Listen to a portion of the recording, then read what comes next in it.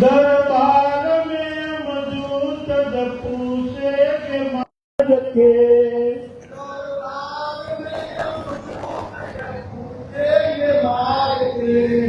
मिलता है नाम धन से रखना संभाल के।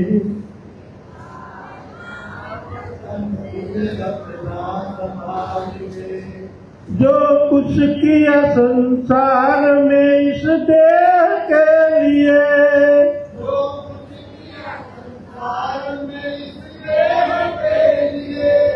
निज आत्मा के तूने कुछ काम ना किया।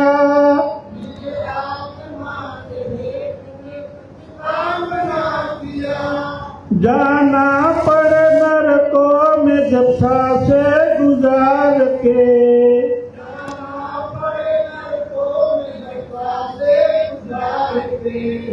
मिलता है नाम धन उसे रखना संभाल के।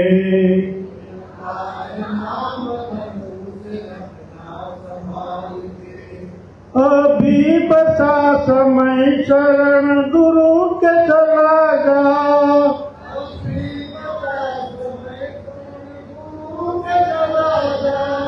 जुगती बता दे तुझे और रोज किएगा।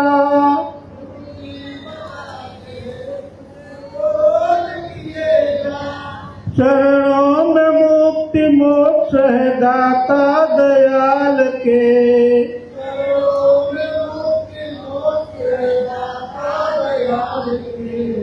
मिलता है नाम धन उनके बड़े भाग्य जो गुरु शरण आ गए।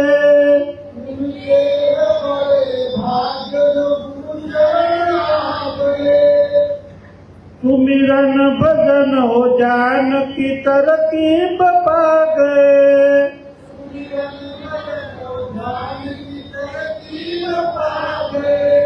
हर पाल अर्ज कर रहा सबसे पुकार के।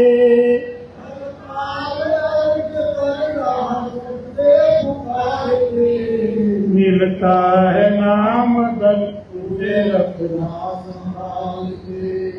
गुरुदेव आज आए उधार के।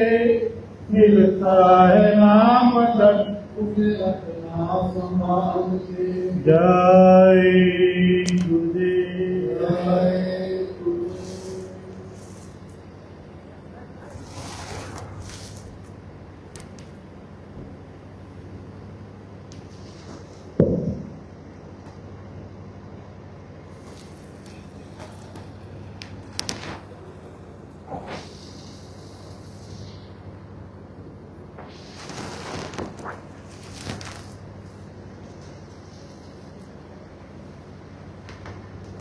जय।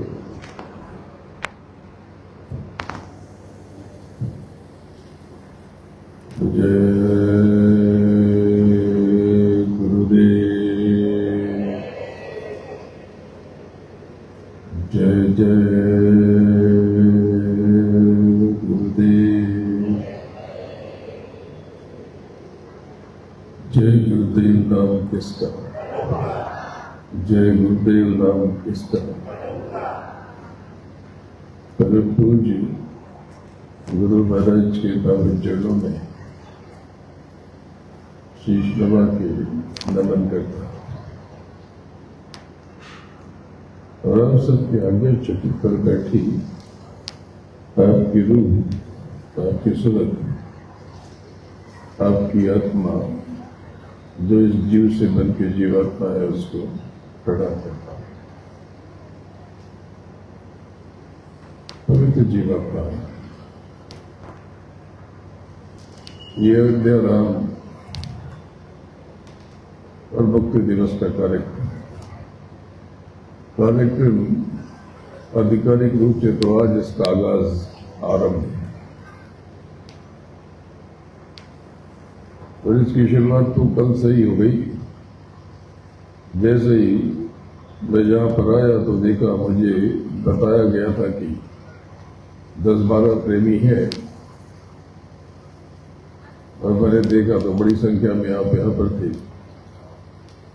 तो कल ही 2 बार सत्संग हुआ और कल से ही कार्यक्रम का आरंभ हो गया। ये 3 दिन, कल का दिन तो बीत गया, आज 22, 23 और 24 ये मुक्ति दिवस 2026 का विशेष कार्यक्रम अयोध्या धाम से। अयोध्या राम का स्थान। अगर आपने इन 3 दिन में खुद को गुरु से जोड़ लिया, सदगुरु से जोड़ लिया, प्रभु से जोड़ लिया और आपने अधिकतर समय स्वयं को दिया, बाहर कम से कम समय व्यर्थ किया, तो देवियों इन 3 दिनों में वो हो जाएगा जो जीवन में अब तक नहीं हुआ।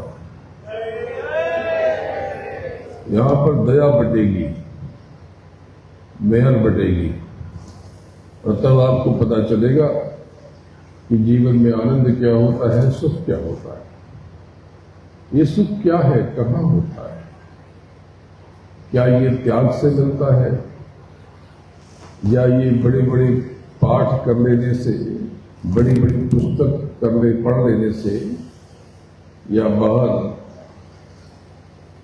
किताबों को पढ़ के ज्ञान हासिल कर लेने से मिलता है। अगर ऐसा होता जो त्यागी है वो बहुत सुखी होते। अगर ऐसा होता है तो जिन्होंने बहुत बाहरी ज्ञान हासिल कर लिया वो बहुत आनंद से होते।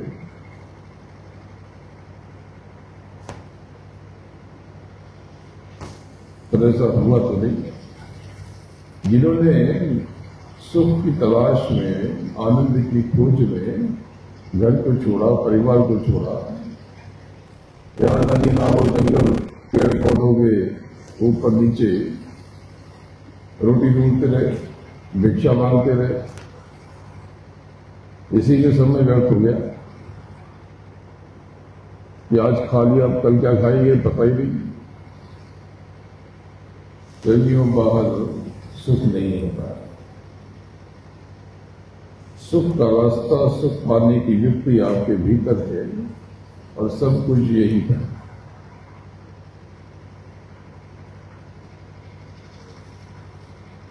सब कुछ अगर जीते जो सुख न मिले तो फिर सुख नहीं मिलता। अगर आपको सुख प्राप्त होगा, आंतरिक सुख, सच्चा सुख, तो जीते जी मिलेगा। और सच्चा सुख कहाँ मिलता है? अपने भीतर मिलता है। अपने भीतर कैसे जाए? इनके चरणों में शीश नवाए, सदगुरु के चरणों में लीन और विलीन हो जाए। मिलता है सच्चा सुख केवल गुरुदेव तुम्हारे चरणों में।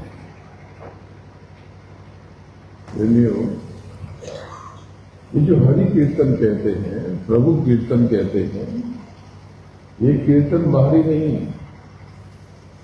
जो भजन कहते हैं ये भजन बाहरी नहीं है। ये हरि कीर्तन, ये हरि भजन से जीवन बदलेगा, लेकिन वो हरि भजन, हरि कीर्तन कौन सा है? तो हरि कीर्तन हर क्षण हो रहा, हर पल हो रहा, सबके भीतर हो रहा। सच्चे के भीतर भी हो रहा, झूठे के भीतर भी हो रहा। जो नेक है उसके भीतर भी हो रहा और जो बदमाश है उसके भीतर भी हो रहा। जो सात्विक है उसके भीतर भी हो रहा और जो डकैत है उसके भीतर भी हो रहा। लेकिन अगर दिशा बदल गई तो सब कुछ बदल जाता है। बाहर की तरफ जाओगे तो कुछ हासिल नहीं होगा और आप दिन रात बाहर ही तो रहते हैं। अभी आप मेरे पास आओगे और क्या कहोगे? आप कहोगे कि मैं बहुत परेशान हूं, बहुत दुखी हूं, बहुत कष्ट में हूं। आप हृदय पे हाथ रख के बताओ कि क्या आप सच में परेशान हो? सुबह से लेकर के शाम तक क्या परेशान ही रहते हो? अरे कोई एक दो चीज, एक दो घटना आपके मन की नहीं हो रही,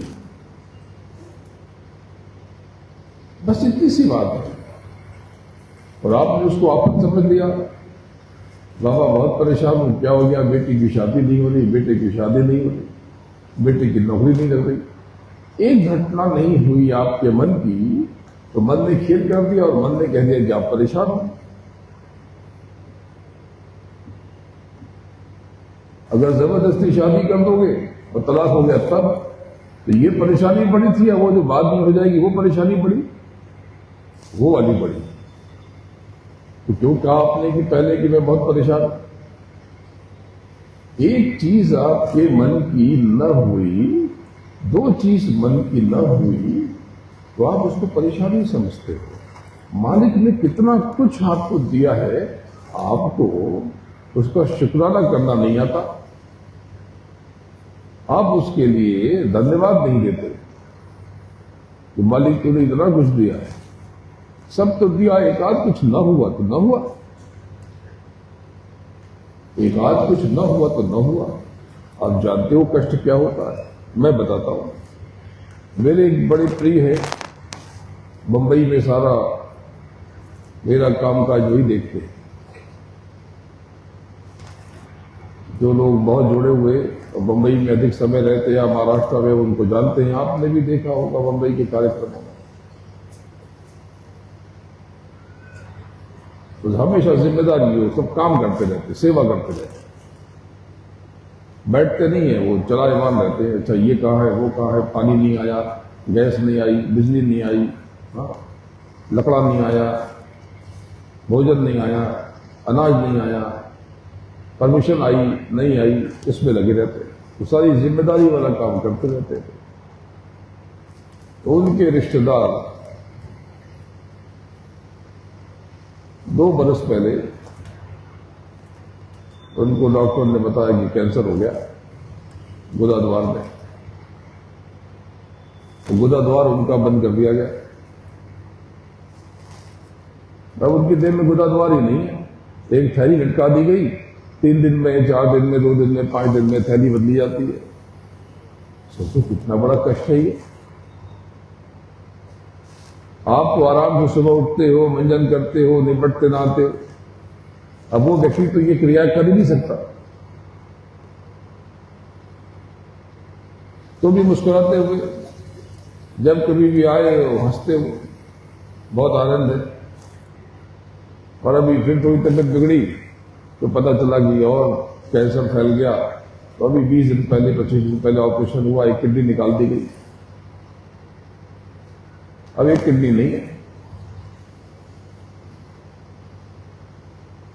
फिर भी वो आनंद, फिर भी वो प्रसन्न। आपके साथ तो ऐसा कुछ है ही नहीं।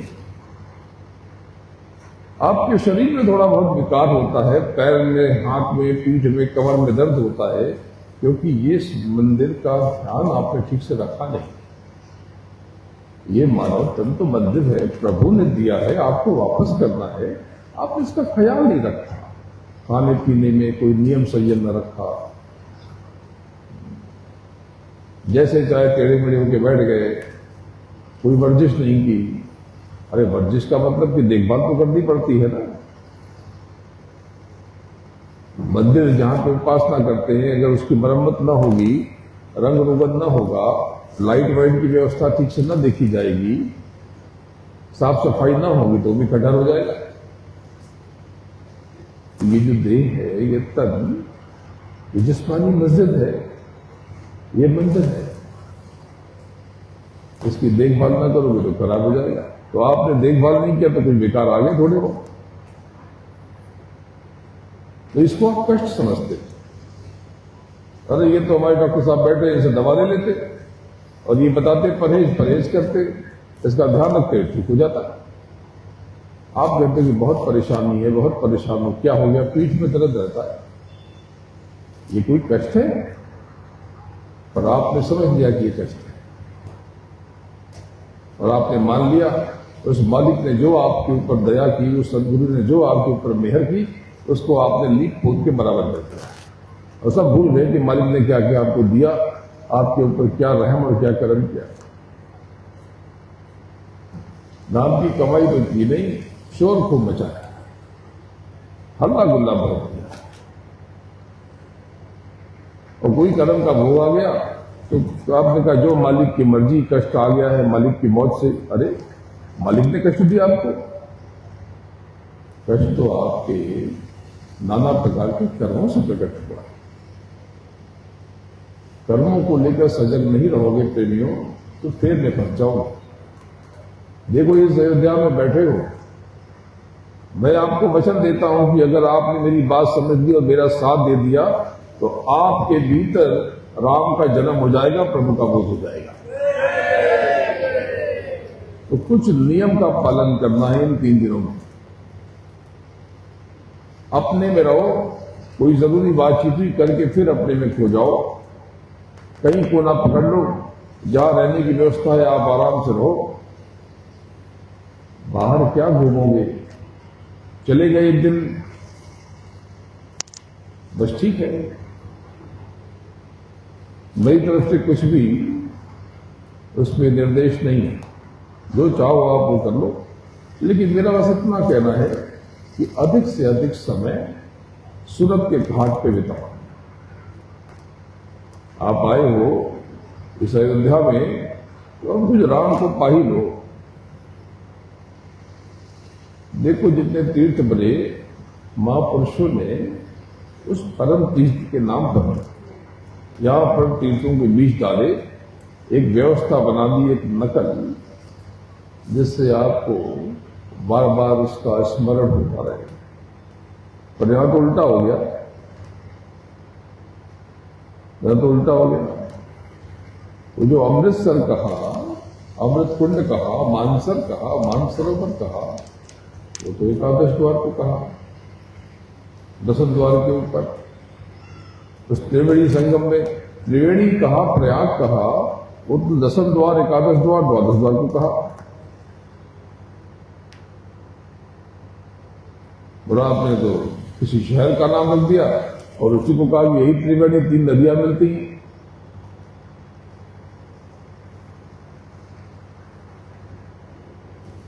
तो देखो प्रेमियों, ये अयोध्या इस धरती की अयोध्या है, बड़ा पवित्र नगर, लेकिन आपके भीतर अयोध्या एक और अयोध्या है, मूल अयोध्या। उसको पाने का, वहां तक जाने का रास्ता आपके भीतर से जाता है। तो इसके लिए आपको सूरत के घाट पर बैठना पड़ेगा।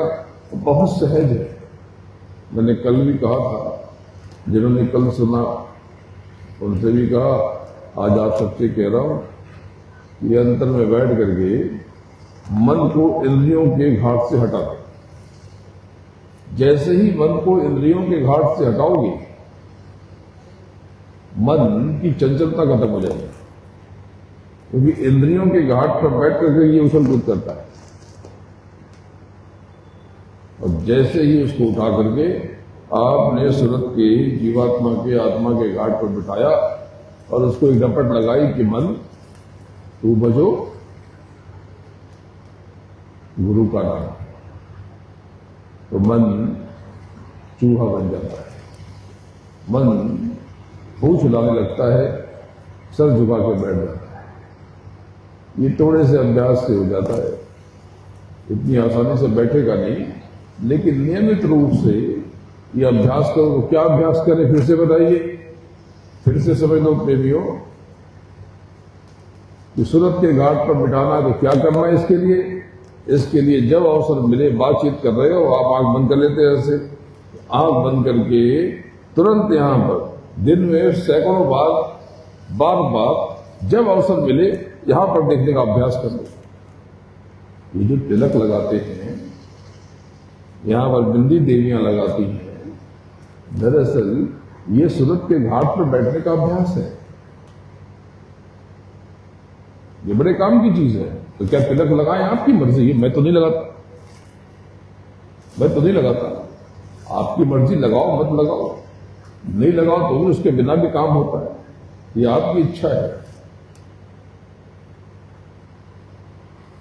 मेरी तरफ से कोई भी निर्देश नहीं, आपको जो करना है करो, लेकिन जब अवसर मिले दोनों आंखों के बीच में खुद को समेट के एक क्षण के लिए, 10 मिनट के लिए, 2 सेकंड के लिए, 5 सेकंड के लिए कोई कुछ देख रहे हो, अब देख करके मन अब बोर हो गए, आपने आंख बंद किया और फिर यहां पर दृष्टि को टिका दिया। जब आपको बार बार यहां देखने का अभ्यास होगा तो आपके भीतर विनम्रता आ जाएगी और जगत से आपका मन हट जाएगा। आप रहोगे जगत में, लेकिन धीरे धीरे निर्लिप्त होने लगोगे। देखो प्रेमियों, मैं तो कुछ हूं नहीं, मैं तो अपने गुरु महाराज की, अपने सदगुरु के चरणों में रज हूं और आपका सेवक हूं। लेकिन मैं क्या हूं ये जरूरी नहीं है, क्योंकि आपके बीच में बहुत कम आता है। जो मेरी प्रिय संगतें हैं, आप सबके पास भी मैं कहां जा पाता। अभी मैं महाराज उत्तर महाराज की तरफ गया तो कुछ जगहों पे ये यहाँ पर राधे श्याम नाना जी लोगों ने बहुत प्रयास किया, हर साल कहते थे, तो मुझे लगा कि मैं 2 बरस के बाद गया। इन्होंने मुझे बताया कि नहीं, आप 3 बरस के बाद आए। ऐसा तो है, मैं कहां आपके पास बहुत जाता हूं, बरस में 1-2 बार बुलाता हूं। मैं तो आपको अवसर देता हूं, मौका देता हूं कि आप अपना काम कर लो। मैं तो केवल गुरु महाराज की बात सुनाता हूं, उनकी महिमा गाता हूं और ऊपर का भेद बताता हूं, बाकी कुछ मतलब नहीं। आपके जीवन में कोई दखलंदाजी नहीं करता, अपना कोई प्रचार प्रसार नहीं करता, अपना ना मैंने आज तक कोई बैनर बनवाया ना पोस्टर। ये सब जो लगाते हो ये आप भी लोग लगा लेते हो, मैंने तो कोई कहा नहीं लगाने के लिए। वो भी इक्का दुक्का, हर जगह नहीं होता। सादगी से चलता हूं। मुंबई से निकला तो बिना गाड़ी के निकला, यहां पर आया, एक किसी की गाड़ी आ गई, उस गाड़ी में बैठ गया और वहां से चला आया। जितनी सच्चाई से हम सबकी संगत मालिक का काम कर रही, सुरतों का काम कर रही, जीवों को जगाया जा रहा, आप स्वयं विचार कर लो। इतनी सच्चाई से, इतनी पवित्रता से मालिक का काम कौन कर रहा है? कोई नहीं कर रहा, सब अपना अपना काम कर रहे हैं। यहां कोई दिखावा नहीं है। मैं क्या पहनता हूं, कैसे रहता हूं, आप मेरे कमरे में घुस जाते, जैसे मैं पहना हूं बैठा वैसे ही रहते, आपकी तरह ही रहता हूं, आपकी तरह ही। जो खिलाते हो वो खा लेता हूं, कोई अपनी पसंद नापसंद नहीं। लोग कहते हैं अरे सुविधा, तो मैं एक ही बात कहता हूं कि सुविधा चाहिए हो तो मैं तो अपने गुरुधाम से निकलूं ही नहीं। मेरा जो स्थान है वो तो सुविधा से भरपूर है। वहां तो ऐसी ऐसी सुविधा कि आपकी कल्पना से परे, आपकी सोच से परे है। वहां इतनी व्यवस्था है। तो प्रेमियों का सुविधा चाहिए हो, भौतिक सुख, तो मैं वहां से निकलूं ही नहीं। मेरे यहां पे सामने समंदर है, उसको निहारता रहूं, पीछे पहाड़ियां हैं, मनोरम दृश्य, उसको देखता रहूं। लेकिन प्रेमियों, मैं तो आपको निहारता हूं, अंतर में मैं सदैव आपको निहारता हूं और अपने मालिक का काम करता हूं। जो उन्होंने आदेश निर्देश दिया उसको सर माथे रख करके चुपचाप खामोशी से काम कर रहा हूं। वो मेरे साथ चलते, अकेला नहीं चलता था, ये मेरे साथ चलते। अंतर में हो तो देखिए, सब जान जाओ। देखो मैं कुछ नहीं हूं, पर आप बहुत बड़ी शक्ति हो, बहुत बड़ी ऊर्जा हो, बहुत बड़ी ताकत हो। आप में बहुत रोशनी है, बहुत प्रकाश है। ये बार बार ये समझना भी बंद कर दो कि मैं बहुत परेशान हूं, बेटे का ये नहीं हो रहा, बेटी का वो नहीं हो रहा, बेटी के बच्चों का नहीं हो रहा, बेटे के बेटे का नहीं हो रहा। आप तो बस उस मालिक के, प्रभु के, सदगुरु के चरणों में सब छोड़ दो कि तू जिलाए तो जीव, मारे तो मर जाऊं, सब आनंद है। मालिक सब अच्छा है, और जो कम अच्छा है तेरी दया हो जाएगी तो अच्छा हो जाएगा। जो मिला है उत्तम, मैंने यही किया होगा, मालिक मुझसे सेवा करा ले, मुझ पे दया कर दे, जो देना हो दे दे, तू जाने तेरा काम जाने, मैं तो आनंद से। एक प्रेमी यहां पर है, एक दुर्घटना में उनका बेटा खो गया। मैं विदेश में था, मैंने वहां से फोन किया, बच्चे तो बोले मालिक आपका जीव आप जानो, आपका काम जाने। मैं बहुत भावुक हो गया। आज भी उनके जीवन में, भौतिक जीवन में तूफान बहुत मचा हुआ, लेकिन जब भी बात करते बोले मालिक बड़े आनंद से, बड़े आनंद से हूं, सब आपकी मौज, आप जिसमें रखें उसमें रहो। फिर में जब आप विश्वास करोगे तो आपके भीतर विश्वास 1000 गुना बढ़ जाएगा, और आपको ऐसे ऐसे अनुभव होंगे कि आपके रोए खड़े हो जाएंगे। अरे मेरी पहचान क्या करोगे, मैंने तो पहले ही ऐलान कर दिया कि मैं कुछ हूं ही नहीं, मैं गुरु भी नहीं हूं। लेकिन आप अपनी पहचान तो कर लो। जब आप अपनी पहचान कर लोगे तो प्रेमियों, मुझे भी जान ही जाओगे। आज नहीं जानोगे तो जाने के बाद जानोगे, और नहीं जानोगे तो मत जानो। मैं तो आपका हूं, आप मुझसे हो, मैं आपसे। पर एक बात यह है कि आप अकेले नहीं हो, इस जगत में आप अकेले नहीं हो। जब कभी आप संकट में फंस जाओ, मुसीबत में फंस जाओ, आप आजमा लेना, जब कोई आपका साथ न दे, कोई आपका सहयोग न करे, आपकी मदद न करे, तो मैं आपकी सहायता करूंगा। मैं आपको वचन देता हूं, आप जब भी आजमाओगे आप मुझे खरा पाओगे।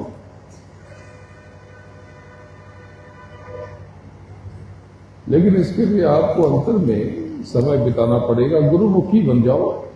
मनमुखी बनोगे तो जैसे जैसे मन मिटता है मिटोगे, जैसे जैसे संसार मिटता है मिटोगे, क्योंकि मन आपको इंद्रियों से जोड़ देगा, इंद्रियां संसार से जोड़ देंगी।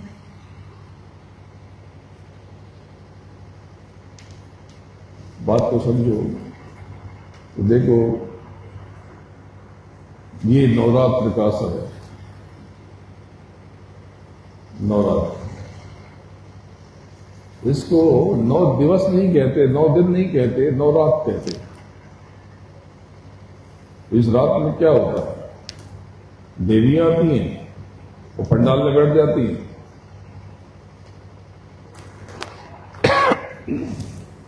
दरअसल ये जो देवियां हैं, ये बाहर पंडाल में या बाहर मूर्तियों में, प्रतिमा में नहीं है।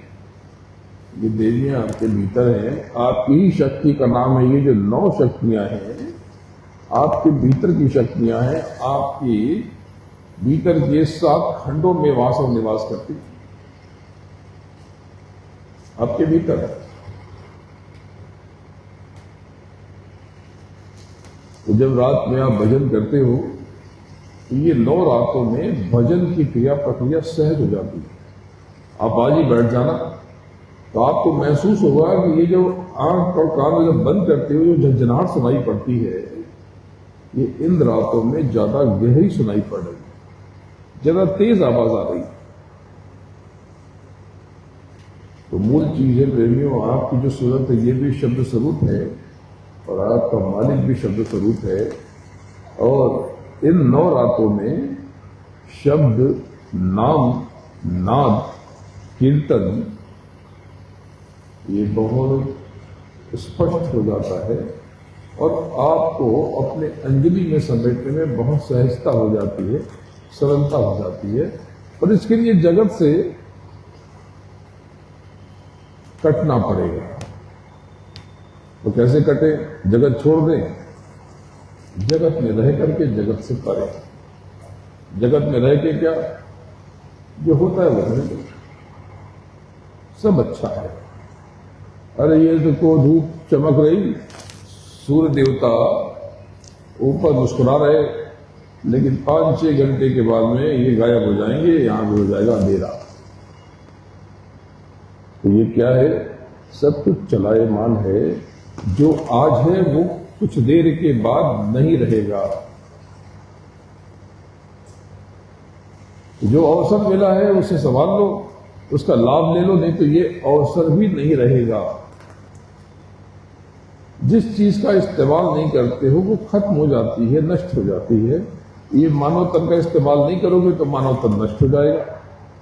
ये समय जो 3 दिन का आपको मिला दौलत लूटने के लिए, आप नहीं लूटोगे तो ये अवसर नष्ट हो जाएगा। जैसे आप हाथ का इस्तेमाल 6 महीना न करो, ये हाथ काम करना बंद कर देना, नष्ट हो जाएगा। आप पैर का इस्तेमाल न करो, ये पैर काम करना बंद कर देगा, नष्ट हो जाएगा। तो प्रेमियों, ये जीवन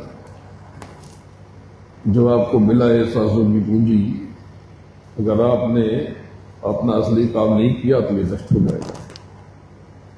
तो आप कहोगे भजन बनता नहीं, और दुनिया के जो कष्ट हैं इसकी कुछ युक्ति बता दीजिए।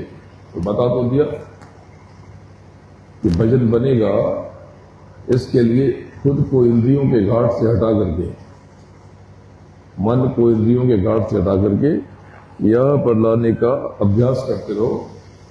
इतना करो। जब ये करोगे, जब भजन पर बैठोगे तो सहजता हो जाएगी, क्योंकि अभ्यास हो जाएगा यहां पर रुकने का। जब भजन पर बैठोगे तो यही रहो। प्रेमियों, भजन यानी नाम की कमाई। नाम की कमाई से ये जो जगत के सारे आपके कष्ट कट सकते हैं। ये जो कुछ भी आपने किया है ये आपको भोगना है। इसको मिटाने की कोई युक्ति नहीं है। इसको मिटाने की युक्ति केवल भोग लेना है। लेकिन अगर भोगने के बाद कुछ है, जब नाम पकड़ते हो, जो झंझनाहट, जो अलग अलग नाद, अलग अलग बाजे, अलग अलग ध्वनियां आपको सुनाई देती हैं, जब नियमित रूप से सुनोगे तो आपके ऊपर एक कवच चढ़ जाता है। कवच, उसको झेलने की ताकत आ जाती है। यूं समझो कि आपके ऊपर संसारिक कष्टों का असर कम से कम होता है, न्यूनतम होता है या नहीं होता। और जब आप गुरुमुखी हो जाते हो, जब गुरु के प्रति आपका भाव बनने लगता है, तो एक सच्चा गुरु, पूरा गुरु आपके हर कष्ट को मिटाने की ताकत रखता है, क्षमता रखता है।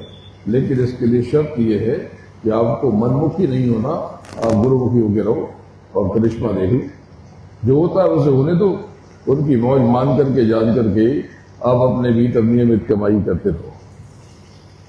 ये अयोध्या में ये 3 दिन का कार्यक्रम मुक्ति दिवस का। तो मुक्ति दिवस के बारे में कल आपको और बताऊंगा, लेकिन ये मुक्ति दिवस का आयोजन गुरु महाराज ने इसे विराट और विशाल रूप स्वरूप में किया। तो दरअसल इसलिए कि आप अपनी मुक्ति का, घर वापसी का भी मार्ग इसमें ढूंढ लो। क्योंकि आज जब से उतारे गए, आप अपने घर नहीं जा सके, अपने धाम नहीं जा सके, अपने पिता के घर, आपके अपने घर नहीं जा सके। तो आप तैयारी करो, अपने घर चलो।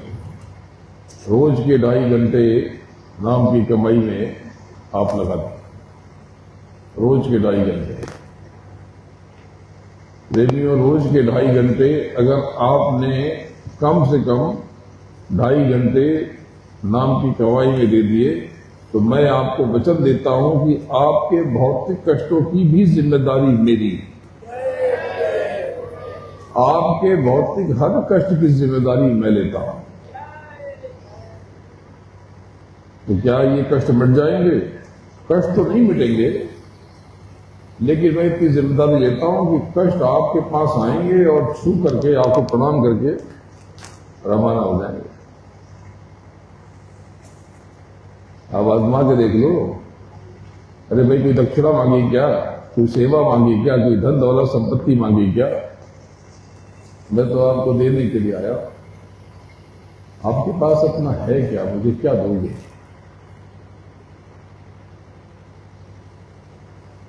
तो बात को समझो। तो प्रेमियों, मालिक को हमेशा, गुरु महाराज को हमेशा निहारते रहो और अंतर में पुकारते रहो। मालिक ने आह्वान किया, ऐलान किया कि कलयुग में कलयुग जाएगा और कलयुग में, अरे जोर से बोलो, कलयुग में कलयुग जाएगा और कलयुग में, हाँ ऐसे ये बात होती है। जब आपके बीच में, आपके भीतर जोश आता है, ये कायनात भी हिल जाती है।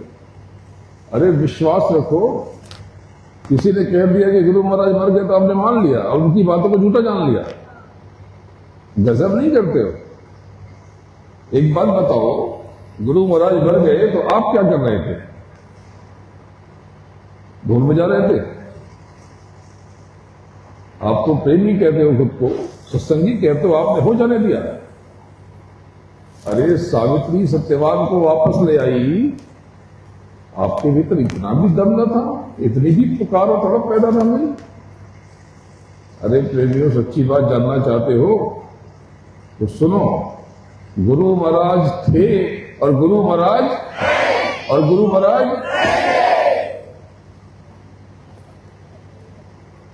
अरे इतना विश्वास जताओगे, अगर वो निकल के जाने का मन बना तो भी लौट के आना पड़ेगा उनको। अगर वो जाना चाहेंगे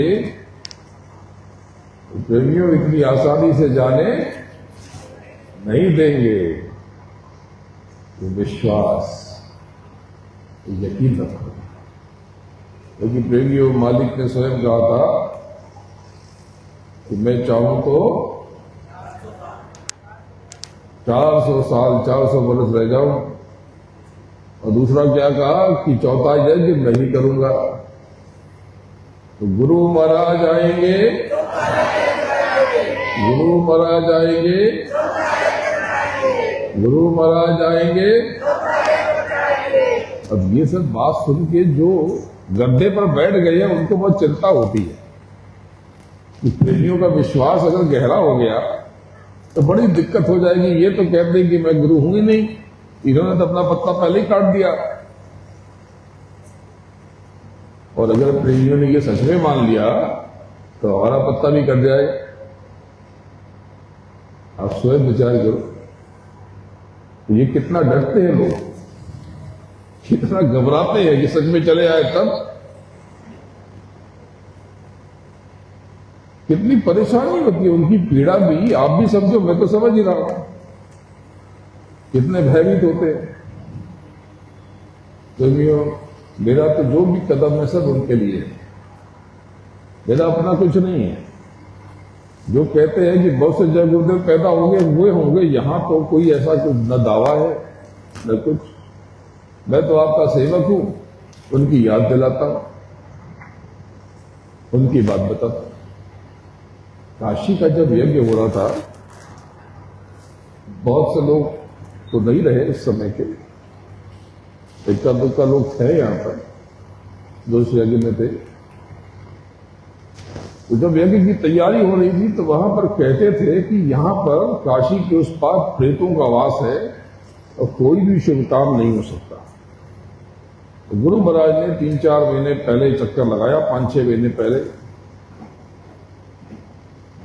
और चक्कर लगाया तो पहले चक्कर में उनका सर का मुकुट जो कपड़ा था उड़ गया। वह जोर से उसे बोले, बस इतना ही? अरे तुम्हारे लिए तो आया हूं। तो ऐसा चमत्कार हुआ कि वो जो कपड़ा उड़ा था वापस उड़ा और सर पे आके बैठ गया। वो कपड़ा वापस उड़ा, जोर से हवा चली और सर पे आकर के फंस गया। जो प्रेमी, जो 5-10 प्रेमी साथ में थे, वो कांप गए। और फिर गुरु महाराज वहां पर आ करके कुटिया बना के बैठ गए, थोड़ा सा पंडाल लगाया। अब व्यवस्था सब रेत ही रेत, कैसे व्यवस्था करें? तो लोगों ने बहुत समझाया कि बाबा जी, यहां से अगर यहां रह गए तो यहां से वापस नहीं जा पाएंगे, क्योंकि काशी के उस पार रात में रुकना संभव नहीं है।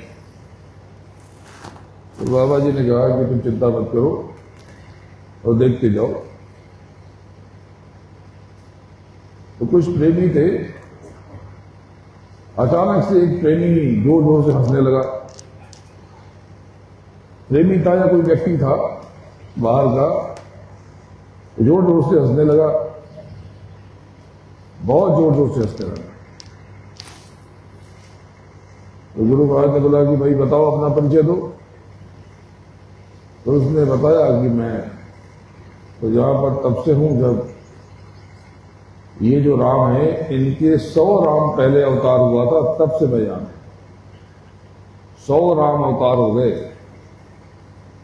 1-2 नहीं, तब से यहां पे हूं। एक प्रेमी में, एक व्यक्ति में और हरकत हुई। बोले तुम बताओ। बोले कि बस हमको मुक्त कर दीजिए। तो बोले बदले में क्या करोगे? बोले कि जो आप कहो वो करेंगे। आप कहो तो ये जो पुल है, काशी में एक बहुत बड़ा पुल है, उसका नाम है राजघाट का पुल, वहीं से दिखाई देता है। बहुत लोहे का पुल है, बड़ा प्राचीन। एक बड़ा प्राचीन है हावड़ा ब्रिज, और दूसरा बहुत प्राचीन पुल राजघाट का पुल, लाल रंग का पुल है। तो बोले कि आप कहो तो मैं एक क्षण में उसको उखाड़ दूं। बोले उखाड़ने का काम ठीक नहीं है। तो गुरु महाराज ने उनको वचन दिया कि तुम लोग आज के बाद यहां पर जीवों को परेशान करना बंद कर दो, मैं तुमको इस यज्ञ के पश्चात ही तुम्हारे घर पहुंचा दूंगा। और गजब की दया हुई, और उसके पश्चात वहां पर कोई भी उपद्रव नहीं हुआ। काशी वाले हैरान, जो बुजुर्ग हैं, क्योंकि काशी के यज्ञ को लगभग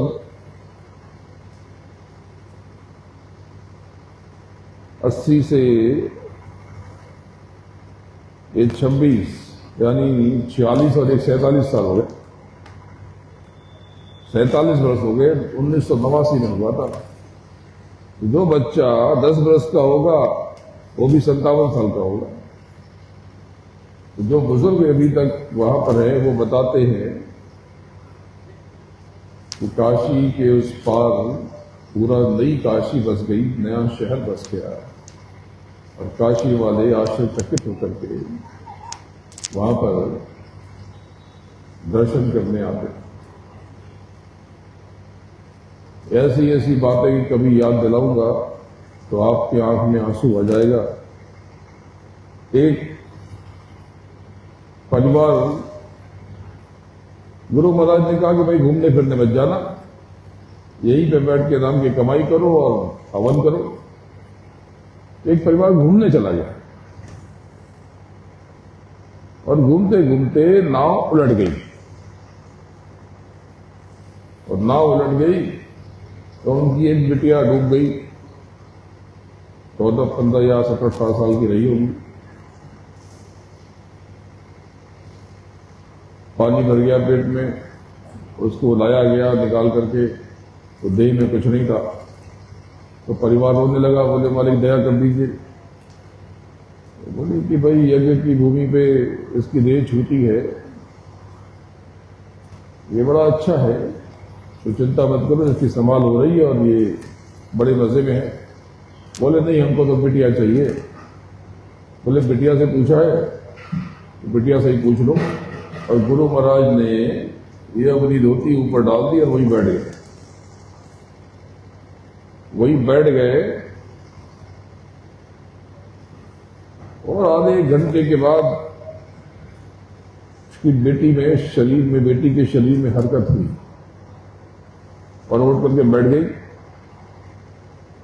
प्राण निकल चुके थे, शरीर ठंडा पड़ चुका था, थोड़ा फूल भी चुका था, वो उठ के बैठ गई। और अपने परिवार वालों पे वो चिल्लाने लगी, बोली कि तुम मुझे नरक में क्यों खींच रहे हो? तुमको पता भी है कि मैंने क्या पाया है, मैं कहां थी और तुमने इतना बड़ा अपराध किया कि मुझे नीचे खींच लिया। मेरे ऊपर रहम करो, जो तुम्हारे भाग्य में नहीं है मुझे वो सब मिल गया, तो मेरी कृपा करके मुझ पर रहम करो, मुझे जाने दो। उसे डांट लगाई तो माँ बाप काम गए, परिवार वाले एकदम हतप्रभ रह गए, स्तब्ध। उन्होंने गुरु महाराज की तरफ देखा, गुरु महाराज मुंह ढक के बैठे हुए थे। तब उनकी मां ने कहा कि मालिक इसको जाने दो।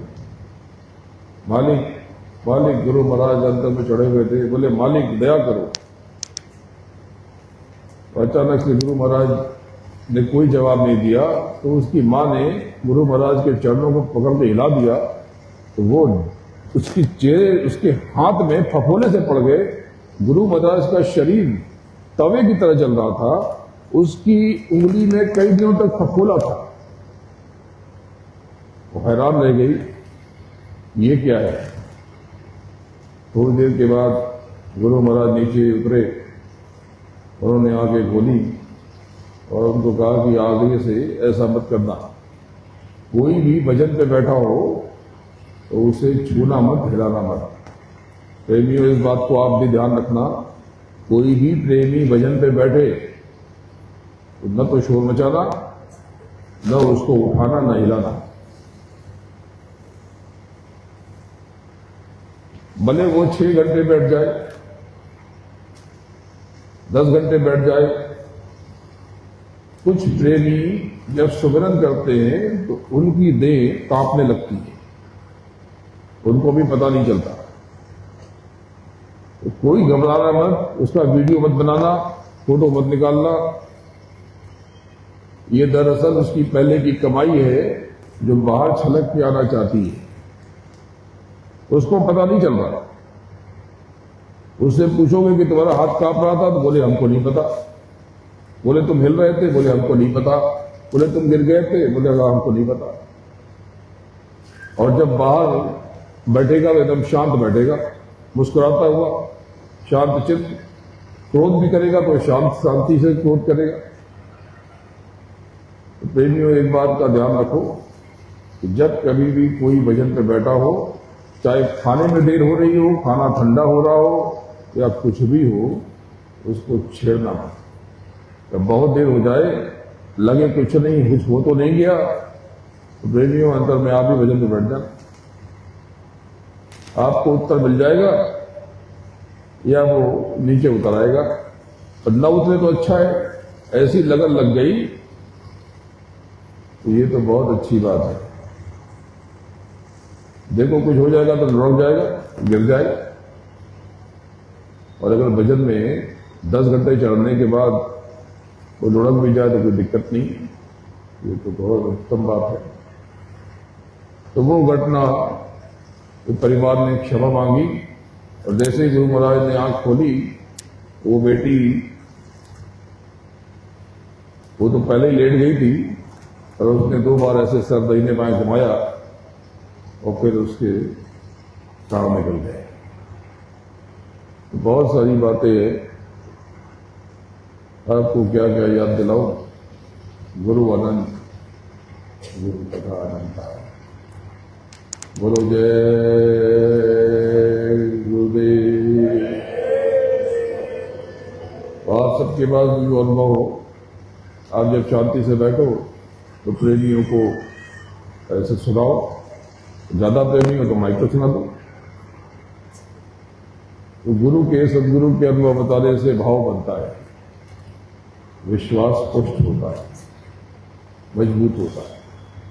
जब कोई सत्संग आए या कहीं और तो उस पर क्रिया प्रतिक्रिया देते रहो, टिप्पणी करते रहो, अपने भाव लिखते रहो। तो इससे क्या कि जगत वालों की आस्था वो विवश हो जाते हैं, ये क्या है, ये कौन लोग हैं, ये क्या कर रहे। क्योंकि सच्ची बात तो ये है कि इतना ऊंचा योग, ये नाम योग, शब्द योग, ये मत, संत मत, बहुत से लोगों को इसके बारे में पता भी नहीं।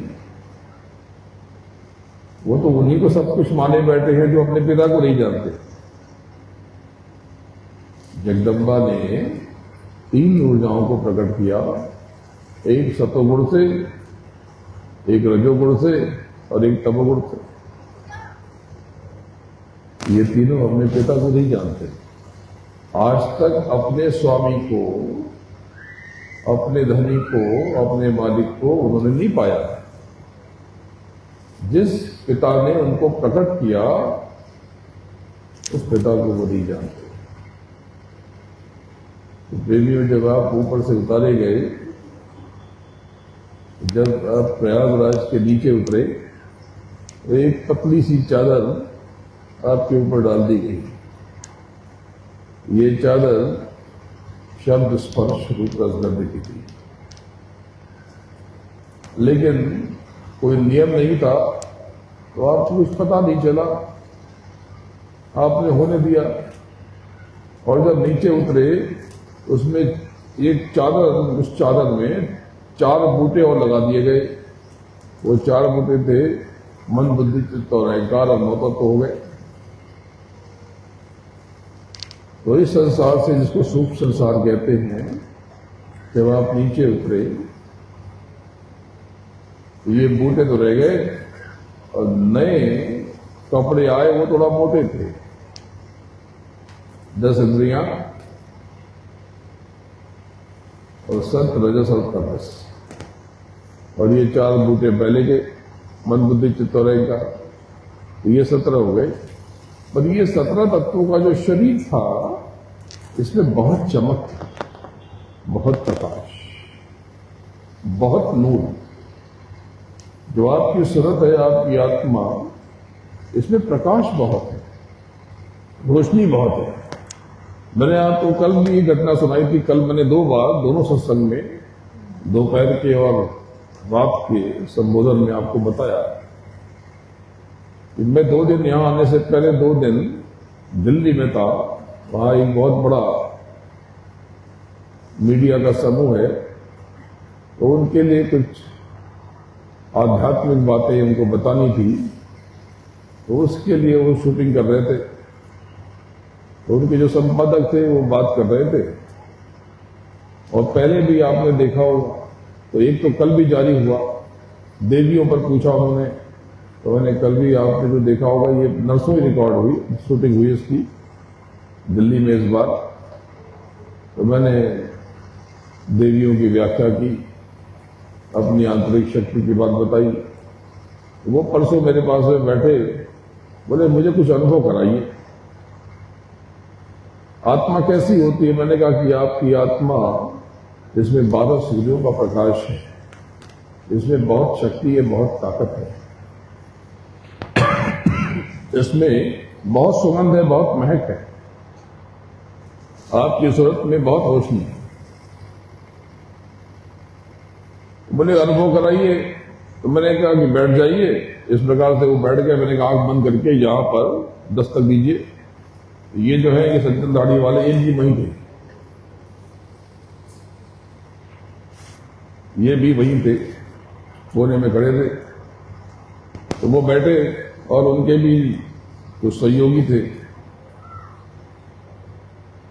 वैसे बैठ गए।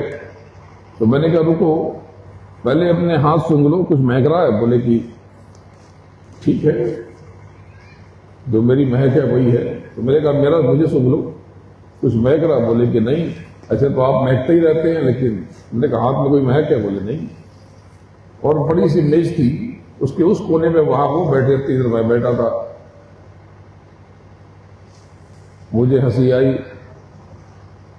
वो आंख बंद करके बैठ गए, लेकिन भाव गहरा था। मैंने देखा कि जब आंख उनकी बंद हुई, उसमें संदेह नहीं था, उसमें विश्वास था। इस बात को समझना कि विश्वास बहुत बड़ी शक्ति होती है।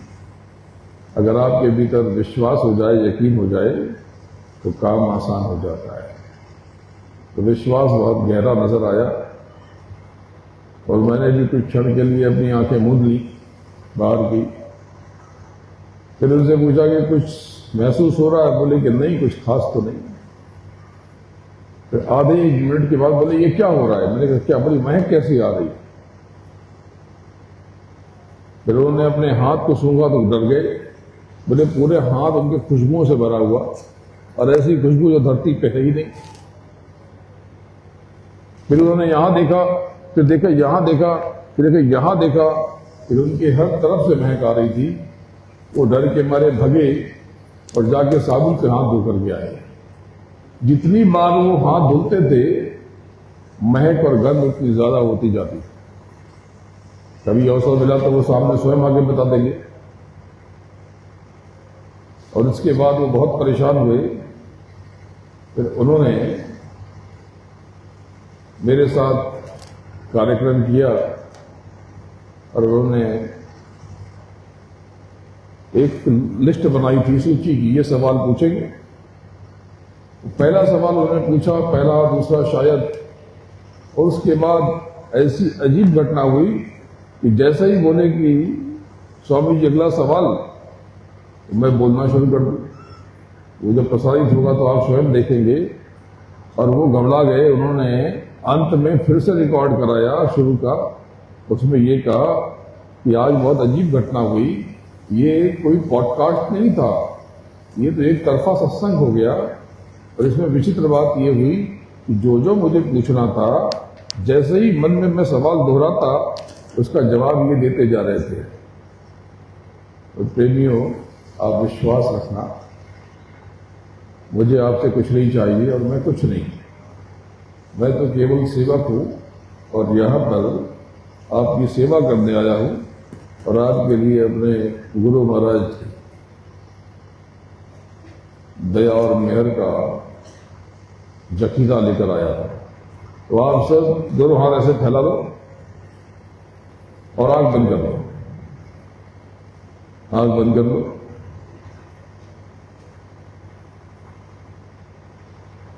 अब आपके जो भी कष्ट हो या जो भी आप चाहते हो, अंतर में दया की गुहार करो, पर यह मत कहना हरगिज कि मैं बहुत परेशान हूं। अगर आप ये कहोगे तो आपके कर्म खर्च हो जाएंगे और आपकी परेशानी बढ़ जाएगी, क्योंकि आपने परेशानी मांगी है। आप ये कहना कि मालिक तेरी बहुत दया है, शुक्राना, और ये परेशानी है तो मुझे पूरा विश्वास है कि ये बहुत जल्दी आपकी दया से ये खत्म हो जाएगी, आपकी दया मिल जाएगी और ये गायब हो जाएगी। बस आपकी दया यही मिलती रहे। अंत में गुहार लगा।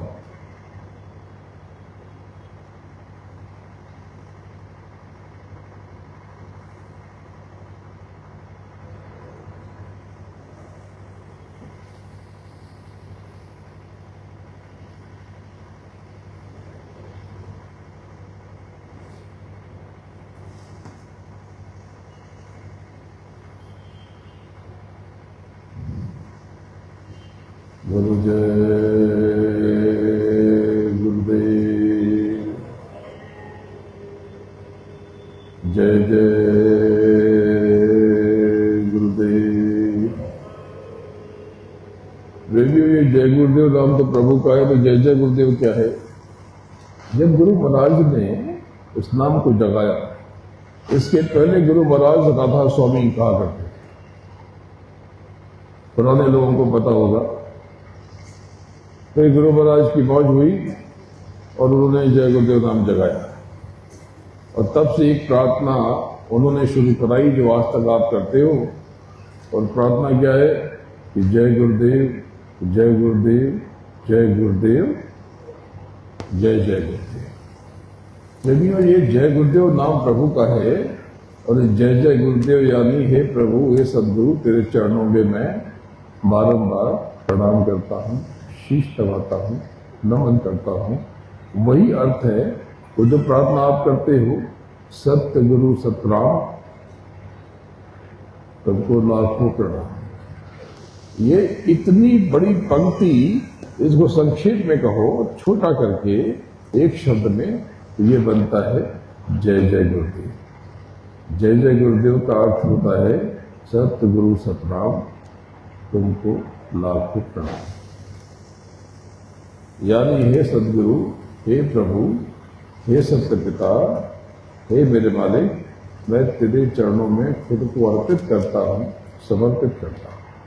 मैं तेरे चरणों में लीन होना चाहता हूँ, विलीन होना चाहता हूँ, बस एक तेरी दया का दान मिले। तो प्रेमियों,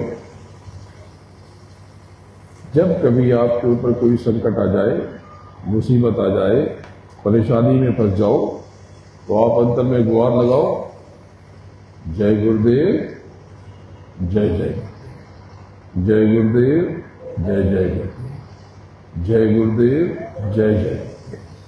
ये जब आप जय गुरुदेव, जय जय गुरुदेव कहोगे तो तत्क्षण आपको राहत मिलने की तैयारी शुरू हो जाएगी और आप अपने ऊपर मालिक का बल संबल महसूस करोगे। एक क्षत्रिय सदगुरु की आपको महसूस होगी। पर जब ये परिस्थिति बने तो अपनी अकड़ को नीचे रखना, विनम्र रहना, मीठा बोलना, और जैसे ही मीठा बोलोगे आपका काम बनने लगेगा। और अगर आपके पास जगह की विभूति हो देह वाली, यानी महाकुंड वाली, तो उसको सर पे लगा देना। एक प्रेमी विदेश में गए थे अपने बच्चे से मिलने के लिए, उनका परिवार पूरा। गाड़ी चल रही थी, वहां पर 70-75 के ऊपर हर जगह की स्पीड है, यहां पर भी होती है। उसके ऊपर गाड़ी चलाना वहां पर अपराध है, टिकट मिल जाता है। जो कहते हैं चालान हो जाता है, यहां पर, वहां पर कहते हैं टिकट, पेनाल्टी लग जाती है। लेकिन ज्यादा गति बढ़ जाए तो गिरफ्तार कर लेते हैं, और ज्यादा हो जाए 100-125 के ऊपर हो जाए तो वो हथकड़ी लगा करके गिरफ्तार कर लेते हैं। ये वहां का कानून है। ये जा रहे थे और विवाद बढ़ गया आपस में, उसी बात की कहासुनी होती है, सब घर में होती है, आपके यहाँ भी होती है। तो उनके साथ भी हुआ और गति काफी बढ़ गई, शायद 125, 120, 30, 40, ये किलोमीटर नहीं, मील ज्यादा होता है। तो यानी कि 130-40 तो लगभग 200 के आसपास की स्पीड हो गई। तो पुलिस उनके आसपास आई, पीछे से टेक ओवर किया और उनकी गाड़ी को रुकाया। वहां पर नियम यह है विदेशों में कि अगर पुलिस ने गाड़ी रुकाया तो आपको कुछ नहीं करना, केवल खिड़की खोलना है, आपको हिलना भी नहीं है, ऐसे स्टीयरिंग पकड़ना है, बस जड़ होके बैठ जा रहा है। अगर आपने कोई भी हरकत की, कागज निकाली, दरवाजा खोला, वो गोली मार देंगे। ये वहां का कानून है।